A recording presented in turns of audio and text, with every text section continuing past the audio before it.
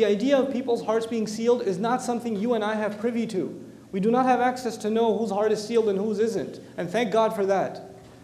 We don't. And using that term and that label, carelessly is actually blasphemous in my opinion. Allah speaks from the position of master, and He can say about a person's heart what He can. I can't say that because I'm not God. He is. He can talk like that. Just because He speaks with authority doesn't give me the same authority.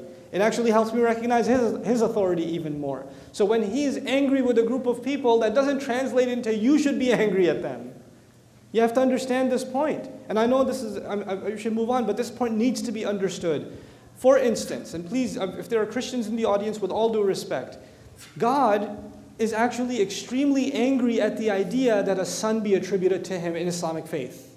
This is something that offends Him in our revelation.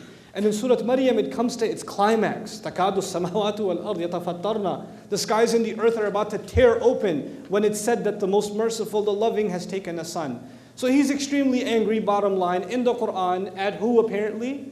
Christians, right? And yet the Christians, who according to Him are saying this, and it's a big deal to Him that this shouldn't be said, they come to visit the Messenger of Allah sallallahu alaihi wasallam. They come to visit the Prophet Muhammad in the city of Medina, and they're there to discuss faith with him because they've heard he's made claims to prophethood. So where do they stay? Where do they stay? Anybody know? The Mosque of the Prophet. And where do they pray to Christ? Where are they told by divine decree to pray? At the mosque.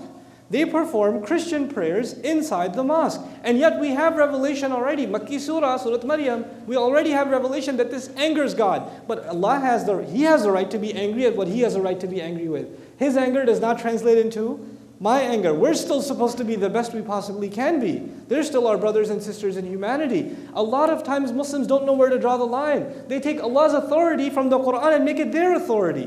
What do you think you're doing? He speaks from His position of authority. We have to read the Quran as slaves, not as masters, not as judges of others.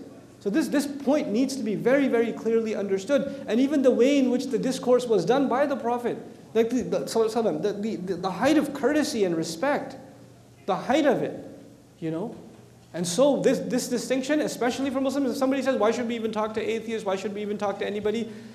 First of all, I know what you mean by talking. You want to go and debate with them. Don't debate with people, I told you already. Stop that. Go get some pizza with them. Do that, okay? Go, just play some basketball or whatever. And you have a friend who doesn't believe in God, fine. He's not evil. He's not evil. He doesn't have two invisible horns on the side and a tail in the back and a pitchfork or whatever.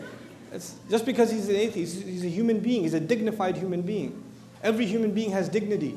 You don't know how they can turn around. You just don't know.